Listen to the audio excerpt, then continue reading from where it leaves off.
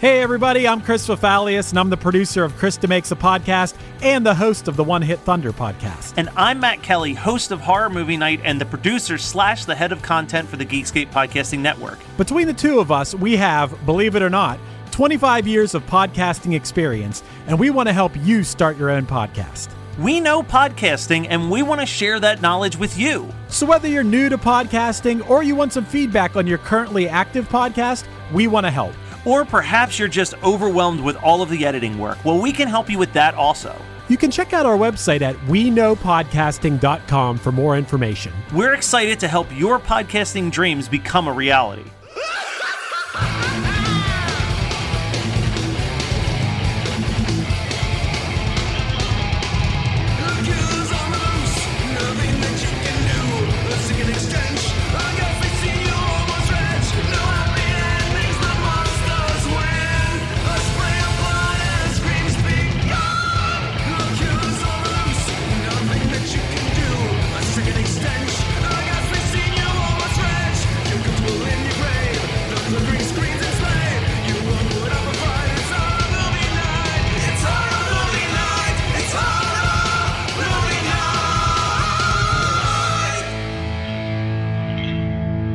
Who would have ever thought we would make it to 300 episodes of this stupid fucking show? Hey, don't you talk bad about my show. Here we are, guys, 300 episodes. I can't believe we did it. I can't believe we somehow pulled this off. Feels like 100. Yeah. Maybe because we've only been 100. Yeah. Good joke. I'll be here all week. We've been talking about doing Pee-wee's Big Adventure for since before Brian was on the show. We've brought up Pee-wee's Big Adventure pretty regularly, but then the addition of Brian and how frequently him and I will just quote random lines of this movie to each other in our day-to-day life, it just felt like a very appropriate episode 300. So here we are talking about Pee-wee's Big Adventure, the first Tim Burton movie. Some could argue the best Tim Burton movie in a lot of ways. In all joking aside, I think that this is, when you think about it from a standpoint of a first-time director, he really nailed what the Tim Burton aesthetic would be from here on out, right out the gate. The funniest thing about watching this for me was, rewatching this for me was, it still feels nightmarish. I think I've mentioned this to you guys before, but maybe the context here is important. But growing up, when I'd get a lot of ear infections.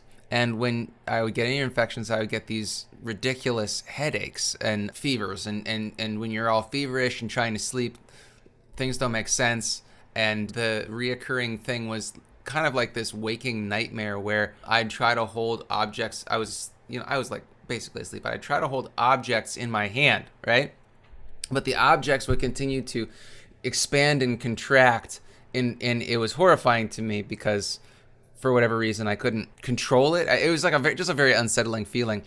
Watching Pee-wee's Big Adventure is the same thing because like his fork and knife are massive and his bowl of cereal and like everything about this, like the sizes of everything are out of whack, and it still makes me feel uncomfortable. The set design is like... Where do you get the money for all that? So there is a fan theory that Pee-wee is rich for inventing a series of Rube Goldberg machines. Oh, okay. That would make a lot more sense. And then that money just rolled into him being able to just live his man-child dreams.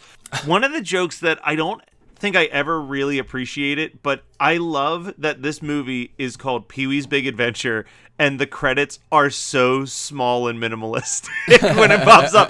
It's such a dumb joke, but the opening credits are so boring and plain right out the gate. And I was like, that's really, really funny. But also this is Danny Elfman's first attempt ever doing a film score.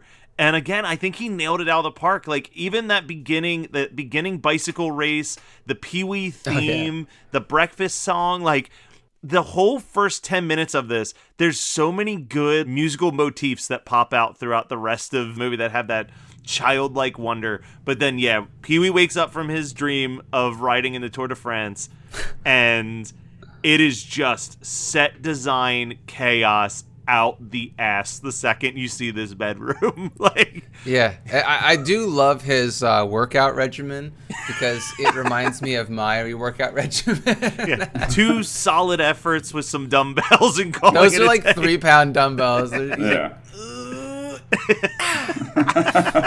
That's me.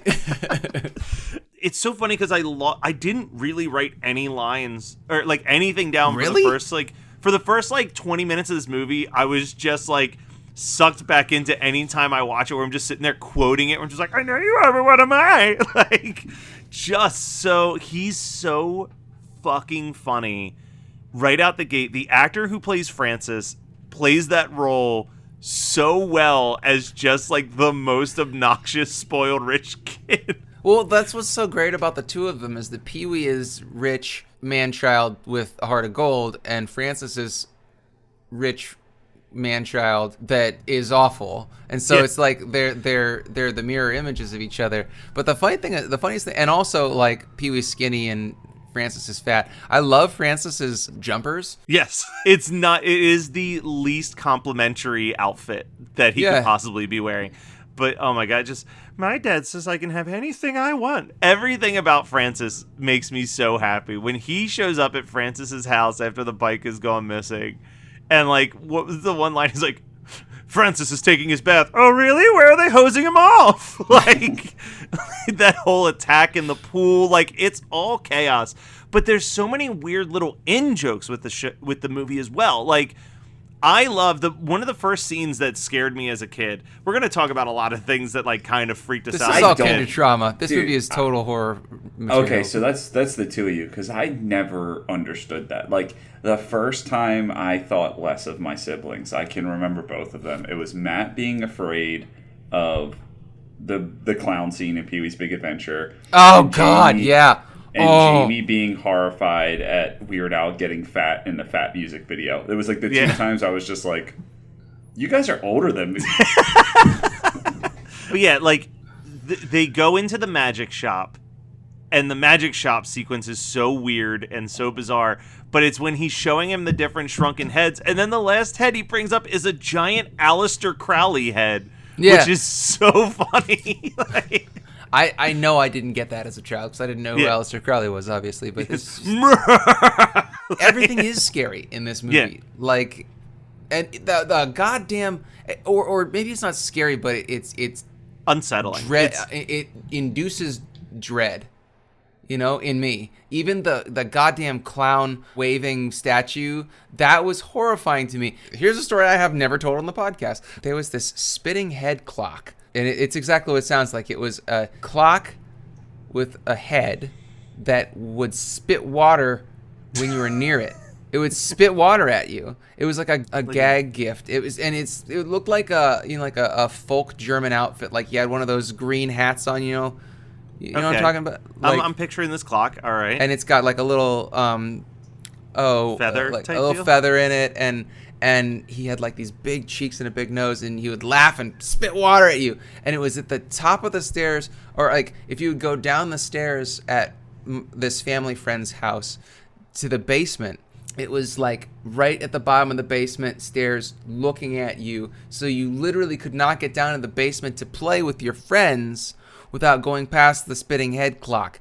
And that feeling of dread that the clown statue and the spitting head clock gave me right around the same time as a child are inexorably linked. Yeah, they really went out of their way to try to make this unsettling. And I think they do a really good job. Like, the dream sequences are very unsettling. And, like, as a kid, I didn't get it. Now, as an adult, I'm like, oh, they pulled so much German expressionism stuff to, like, create that weird dreamlike atmosphere in these scenes. Like, the clown hospital scene is amazing. Like, the way it is shot is just incredible. And it is, like, what I love in that specific dream is that it really is summing up the whole movie in like a 2-minute sequence up until that point, where it's like the clown statue, the shattered bike, they're putting it on a hospital gurney because he like left the bike shop on a gurney, and then like they're putting it together, and then the main clown is Francis with the creepy clown makeup. Like, it's just so much different. Was the main clown Francis? I thought Francis was the devil. I think he's both. That clown was pretty skinny. Oh, maybe that's true. I don't know. But yeah, when he pulls down the surgical mask and it's that creepy clown face and he just starts laughing at Pee-wee, like there's something unsettling about it. It's not like, oh, I'm going to run and hide in my room like I did when I saw... No, it just makes you feel uncomfortable. Yeah, like when I saw Christopher Lloyd eyeballs fall out. Like that was me running and hiding in another room until the movie was over. Pee-wee, I kept watching, but I was like, there's something that doesn't feel okay about this. Man, you're so lucky. I didn't know that your first time watching Who Framed Roger Rabbit was at home, because I was in a theater. Oh no, You I was couldn't at escape my that grandmother's house in front of all of my cousins, so they made fun of me about it for like years. Oh yeah, you have told this story, haven't Yeah, you? my cousin Dave would just follow me around going, I sounded like this, Eddie, with his... It's like, you're a bad friend. He said, joke's on you, I'm not your friend. But yeah, He's gonna I mean, invite you over to a sleepover, and then you guys are gonna read comic books on separate sides of the basement. but yeah, so like you have all of like the build up to the road trip is fantastic. What I really appreciate about this movie, and it's again, it's like those levels of brilliance. If he wasn't so recently on the Patreon, I almost wanted to have Jonathan on, because Pee-wee's Big Adventure is almost a remake of Jonathan's favorite movie of all time, which is The Bicycle Thief, which is like a 1947, I believe it's a French film. And it's literally about a guy whose prized bicycle gets stolen, and he calls the cops and no one believes him, so he goes on a road trip to find the people that stole his bike. And they literally just like follow, like I remember when I watched The Bicycle Thief for the first time, it's not a funny movie, but I kept laughing because I was like, they literally took this script and just were like, but what if Pee-wee was doing it? Like, it like hits the beats. So it's kind of like I've said before, like when I watched Chinatown or The Graduate for the first time, there was part of me that kept laughing because I was suddenly understanding all of the parodies of those films that I had seen prior, that I'm like, dude, those parodies nailed these. Like, they knocked these out of the fucking park. But like, it didn't, like, it actually kind of ruined my experience watching the actual classics. I want to jump, unless you guys have anything that you want to talk about before Pee-wee goes on his road trip. I do just want to point out something as a whole. Yeah. Because I hate to say it, Matt, but I don't think you're qualified to make this statement because rose-tinted goggles are tattooed on your face. But someone who can take them off. I went in fully expecting this to be like a nostalgic watch. I forgot that this is legitimately like a very funny movie. Like somebody with no prior knowledge, or like if I showed this to Jade and she never saw it, I think she would laugh. Like this is actually a really funny fucking movie as a comedy. It's definitely the best that they've ever done for a Pee-wee movie. Oh, well, this was pre-kids, right? This is when he was doing the adult show. And then everything else, like Big Top Pee-wee, was like he was a kid show at that point. Yeah, no, that's also true. Thank you for asking and answering that question, because I was going to ask what the chronology was.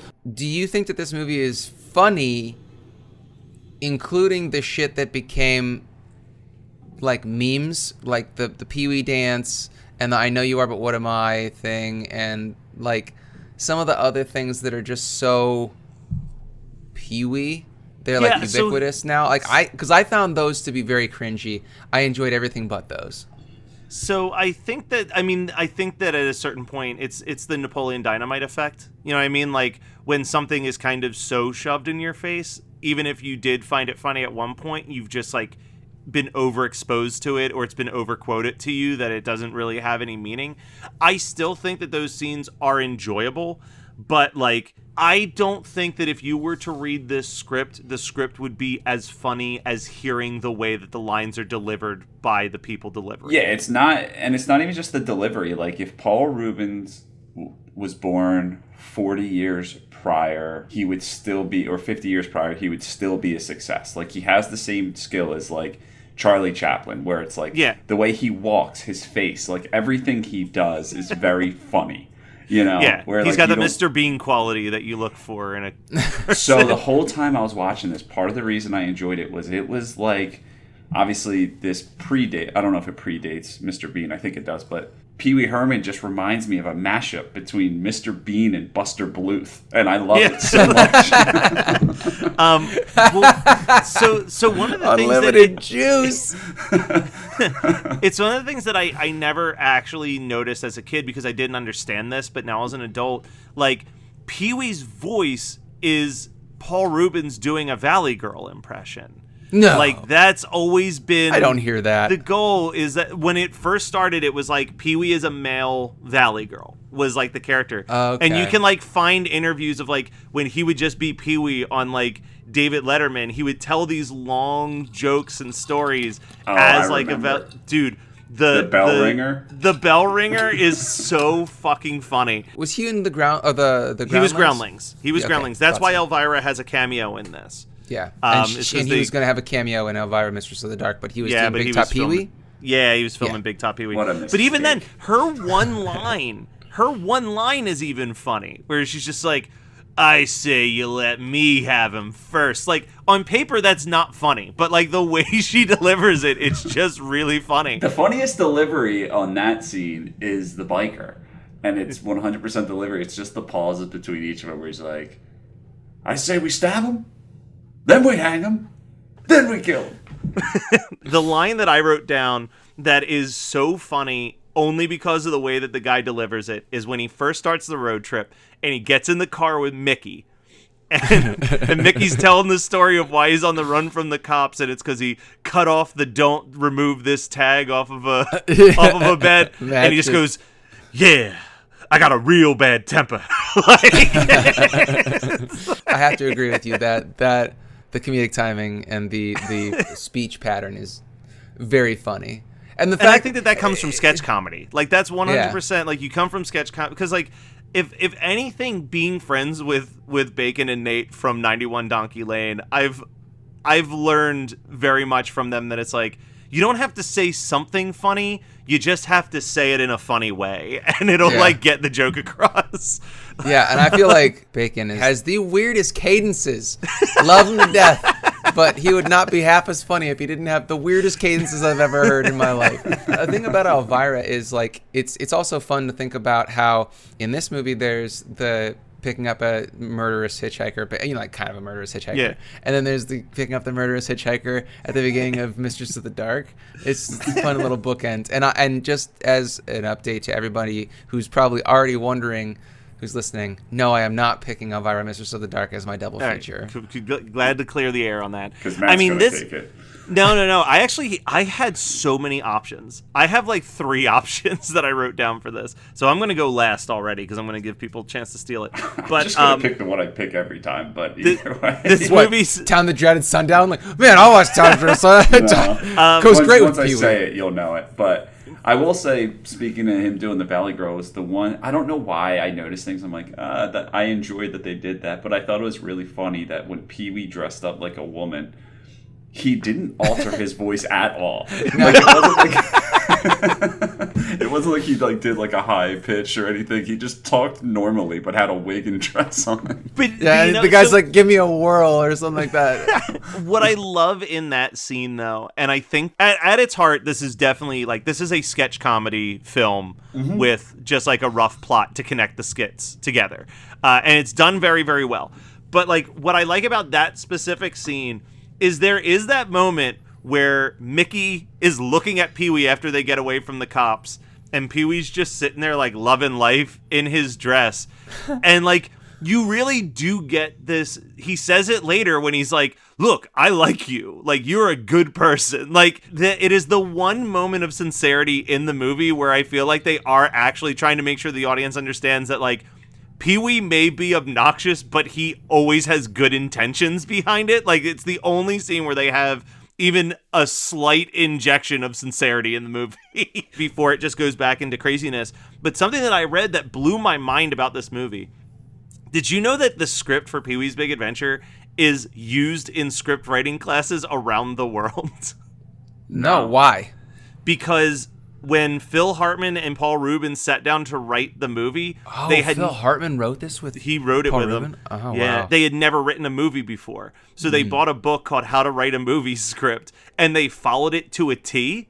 So the script follows a perfect 3-act structure, screenplay-wise. So like film classes are just like everyone's seen this movie. And it literally follows where Act 1 ends at the 30-minute mark. Act 2 ends at the 60-minute mark. And, like, everything's resolved in 90 minutes. Like, it is a perfect 3-act, 90-minute structure. So it's now like one of the most analyzed movies in film classes for that reason, from a script writing perspective. That's insane. Of all the weird shit that you've dug up and explained to me on the years and years we've been podcasting together, that might be the weirdest. So one of the things that I thought when I was watching this movie is I was watching my DVD, and, you know, DVDs have the scene selections, and someone's job was to just come up with the scene selection names. And kudos to whoever came up with this naming, but scene 15 is called Dreams Within a Dinosaur, and scene 16 is called A Dinosaur Within a Dream. I love whoever named these two scenes. That's so funny. I hope they didn't get paid. You know, you get the introduction of Andy. I mean, we can't skip over Large Marge, actually. Large Marge, I mean, there's not much to say about Large Marge, but what a She's fucking horrifying. Insane thing to put into a movie. It's not scary when you watch it now, but it's literally just because this movie, all that dread that is being built up until, like, in the first half of the movie, when Large Marge goes, look like this, you know, like, it was the original Jump video for me.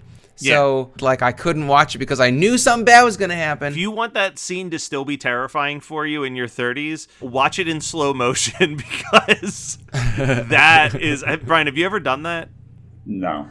If you watch the scene in slow motion, it's so weird because it's an actor, and then they turn, and then it's the clay face before it mutates, and it is like just this empty shell. But I used to do that all the time. If I would see like a claymation scene like that, or like the shark blowing up in Jaws the Revenge, like I'd be like, let me watch this in slow motion. I just want to see, like, I'd like to try to see like how they like build it out, essentially.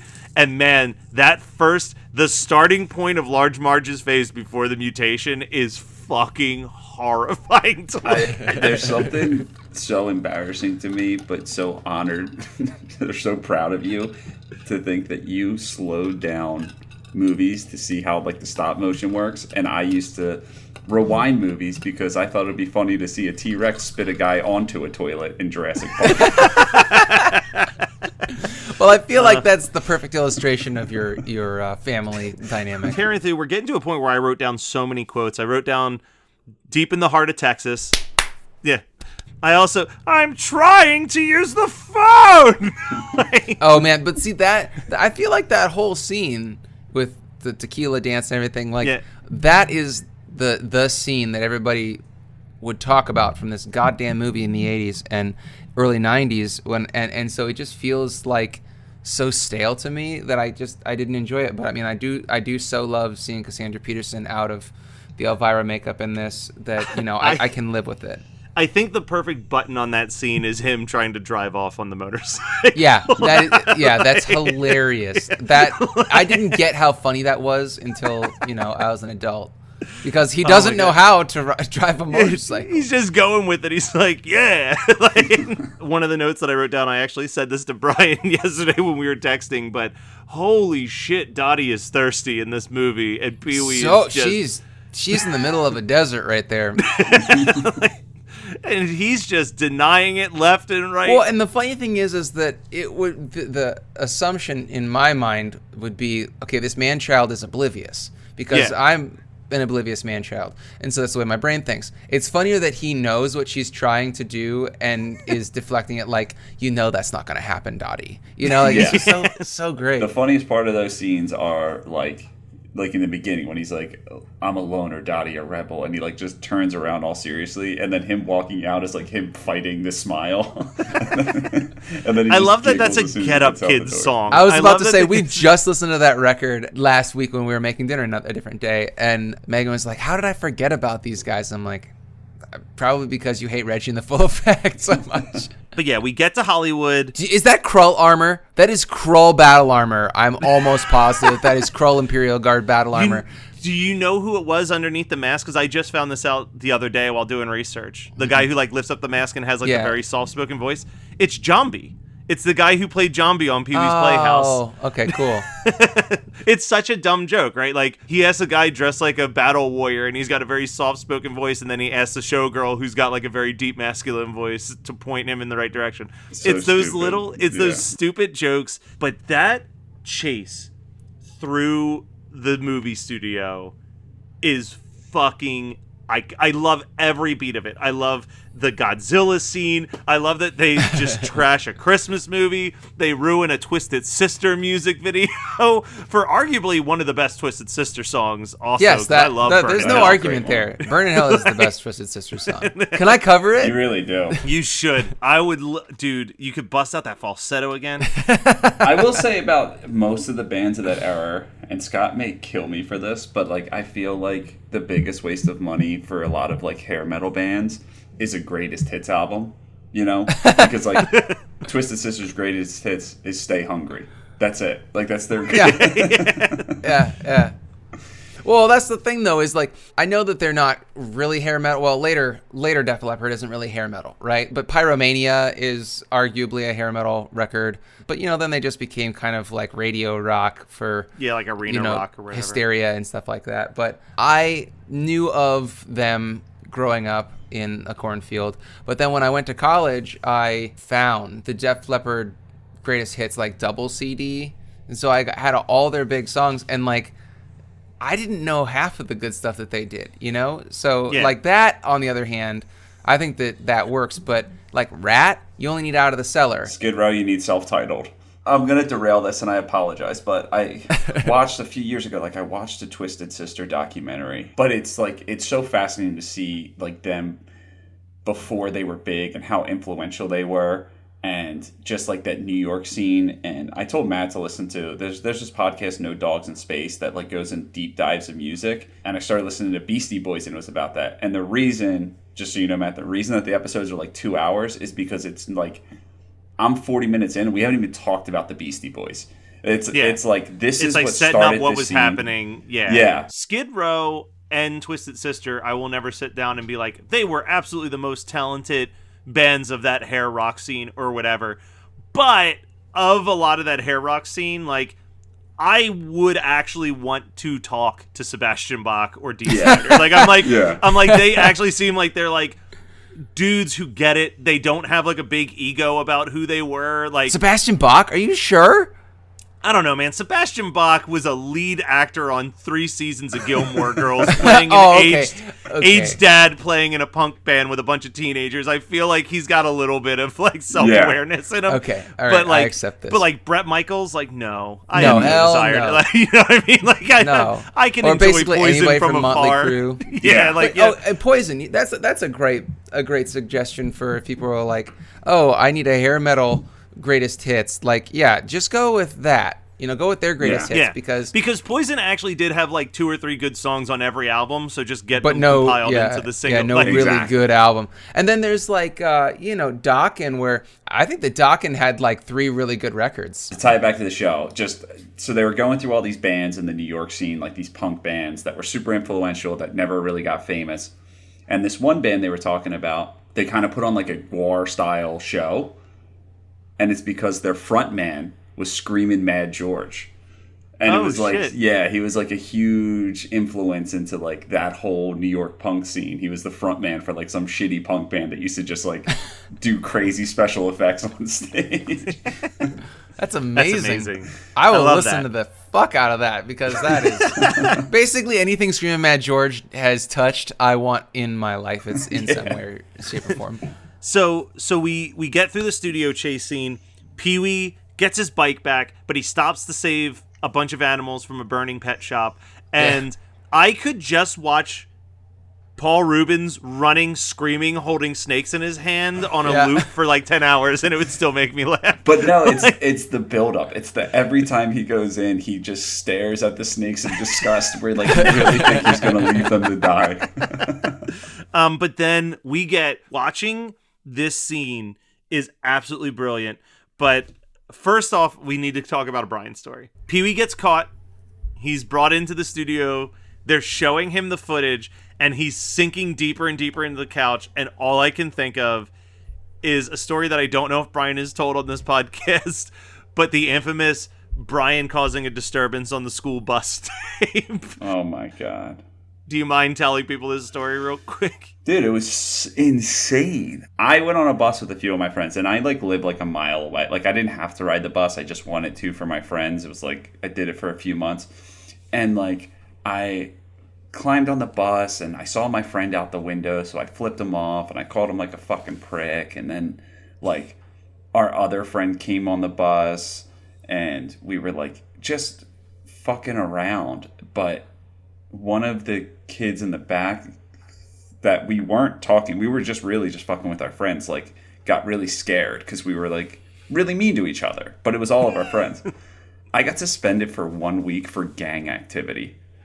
And I had to watch this video and have these people explain to my parents that me and 5 other white children were in a gang.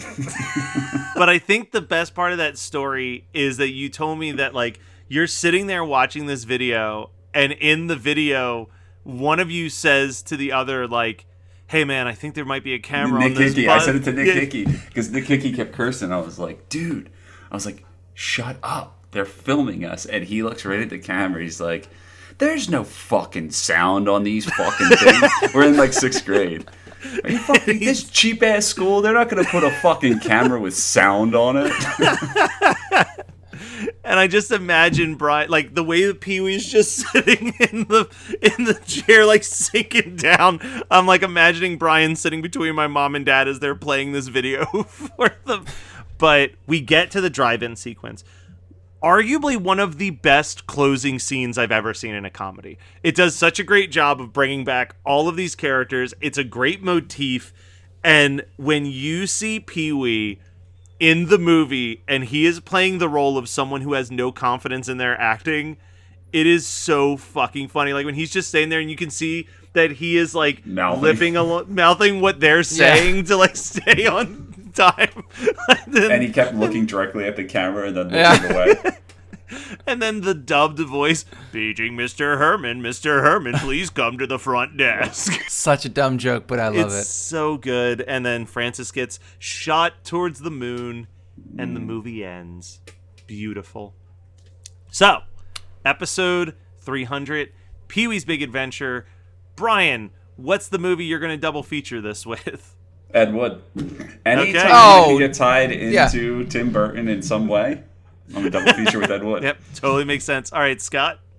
I'm gonna go with Bad Channels because the clown nightmare just feels like a psychotic symphony Yes, music video for sure. or ICP. So I'm gonna pick a different movie than this. But when I was doing the research, we talk about how IMDb trivia has some of like the dumbest pieces of trivia ever. One of them just called out that at the end of Buckaroo Banzai, the characters walk towards the camera, and one is dressed like Pee Wee Herman, and Jeff Goldblum is dressed like Pee Wee Herman during the rodeo. And I'm like, I don't think that was intentional. But what I am going to pick this with, shocker to no one, is another movie that really captures the high energy of a guy going to Hollywood and then getting a movie made about him. The Muppets movie, in which Kermit the Frog goes to Hollywood and gets a bunch of friends to make a movie. Also, Brian's reaction. Okay, people that are listening to this on your podcasting app, Brian looked like if Paul Rubens is doing a Valley Girl in his Pee-wee impressions, Brian just did a Valley Girl because his eyes rolled so fucking hard. I thought he was gonna go blind.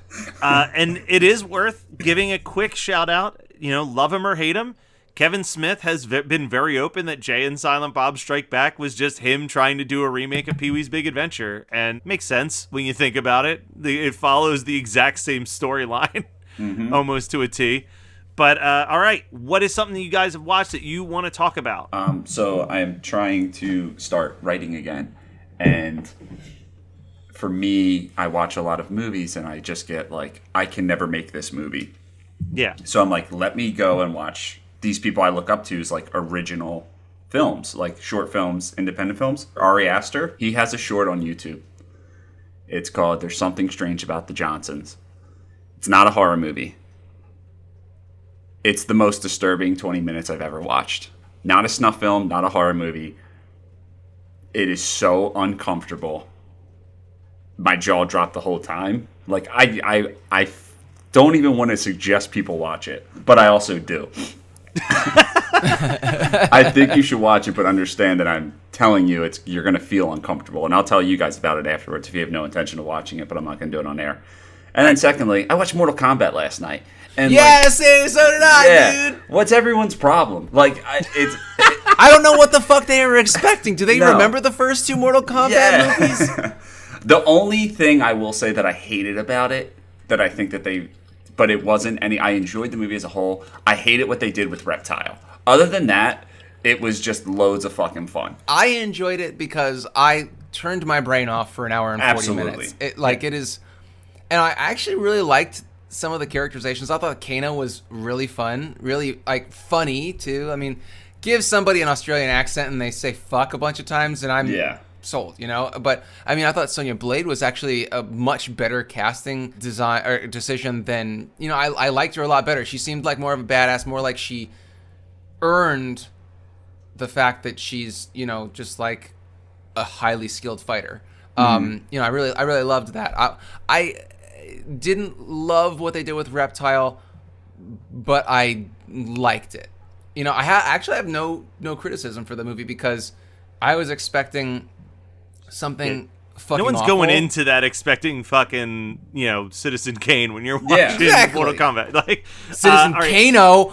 Oh, that's a crossover. Brian, there you go. There's your short film. Yeah, but Like, the other it. one that I wanted to mention is also on HBO Max and Godzilla vs. Kong. Kong I enjoyed. It's just exactly what you think it is. You know, it's another popcorn movie where I get to turn my brain off.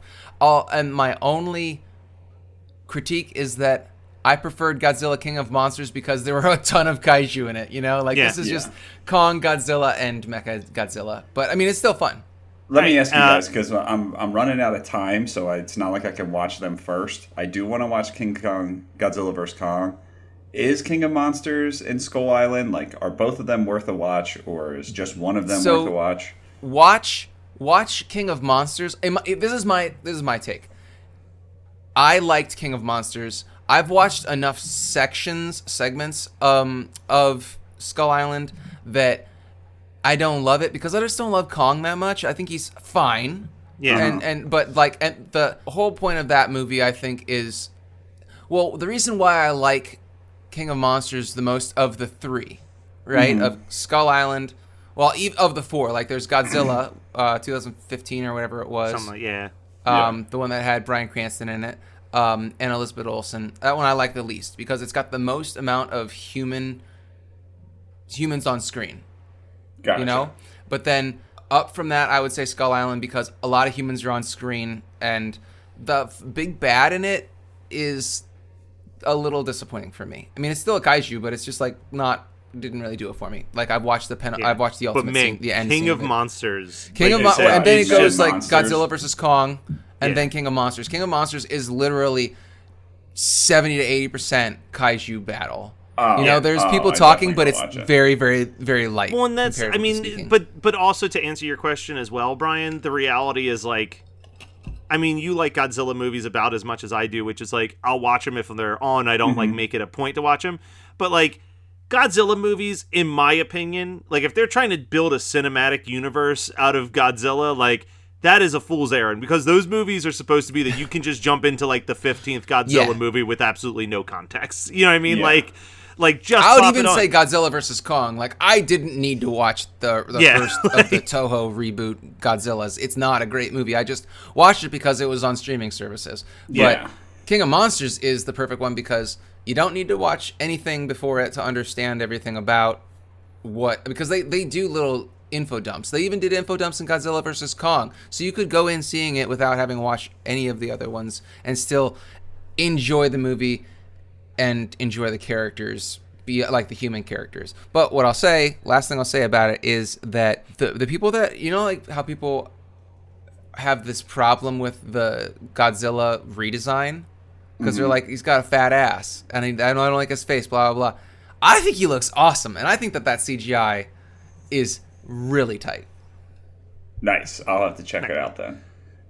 So I'm going to talk about two quick things. I watched the documentary on Netflix, Why Did You Kill Me? Which started off okay and then like slowly just kind of like got less interesting as it went on. But it's about a girl who was killed in like a pseudo drive-by shooting, and her mom and family had a long history with the cops being arrested all the time, so they didn't trust the cops to handle the case. So this was during the MySpace days. They made a fake MySpace account of the daughter and used it to track down all of the gang members that were involved in the drive-by shooting and make them fall in love with this girl that they had killed, and then be like, if you love me so much, why the fuck did you kill me? And like torture these guys with guilt, essentially. I feel like by the time the movie was over, I was just like, you guys really only had like a 30-minute, like this is like a great episode of a true crime show that you were like, we got to make it 90 minutes. And like, it just felt like they were really trying to stretch it out. And then I texted you guys both yesterday that based on a reference from Kathleen from my favorite episode of, I checked out a show called Cruel Summer, and it's a freeform show, which I normally don't get into, but the way that this show is formatted is really, really cool. It's going to be an 8-episode run, and it takes place in 1993, 1994, 1995, right? And it jumps around in those 3 timelines. But like, so for the first episode, it'll say all of the events took place on approximately January 23rd of 1993, 1994, 1995. So you're jumping around in this timeline and seeing how dramatically different this one character is over those 3 years. And while you're following it, you find that like she was a really dorky kid, and then she started dating this really cool guy, and then a year later she's like going to court and everybody hates her. And you find out that like this popular girl went missing, and this girl who was dorky saw what happened and didn't report it to the cops because she saw a chance to be popular. And then the second episode is all from the perspective of the girl who got kidnapped. So I think it's like every episode is you're getting pieces of the story from the perspectives of like 8 different people while the events were happening. And I'm hoping that the last episode is from the perspective of the kidnapper, because they tell you who it is up front. I won't tell you guys who it is, but they tell you who it is, and it's like, yo, I want to know the story of like what was fucking going on to lead to this. So like I'm actually kind of hooked. Like I'm like, all right, when's the next episode? Like it's every Tuesday a new episode. So I'm like, oh, I need to know what's gonna happen with this shit. It's fucking wild. But also the sound, like the one episode, the whole episode is soundtracked to songs from the Cranberries, and like another, like it's just like it's very Brick to me. Yeah, it's cool. There's like a trip hop cover of Zombie in the second episode, and I need to find out who did it because it's so fucking good. Like it's like literally if Portishead covered Zombie. It sounds so good. I feel like that's good. Like that's your dream music right there. Trip hop covers of 90s rock music, radio rock. But they throw, when there's just a perfect soundtrack, I don't want to overstay my welcome because I already talked about 2 things. I will say everyone should watch Q Into the Storm, and at one point they do like this choir cover of Go Ask Alice, and I don't even know if that's the name of the song, but who knows? But dude, so perfect. And yeah, everyone needs to watch it. It's one of the best documentaries out right now. They actually don't really focus on the conspiracy theory itself. The whole thing is like, let's find out who's doing this.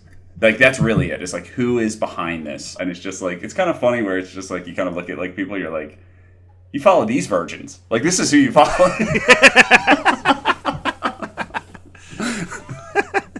Oh, God. All right, well, 300 episodes in. Let's do 300 more, guys. But thank you so much for watching and listening. Obviously, we'll say a lot more to everybody when the best of year 6 drops, because this episode's running really long. But love you guys. Thank you for sticking around. You're the best.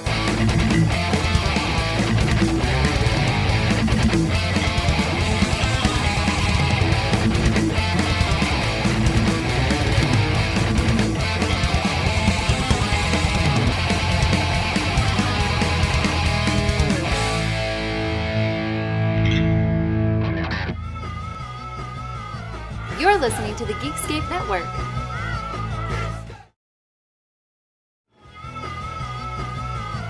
You're listening to the Geekscape Network.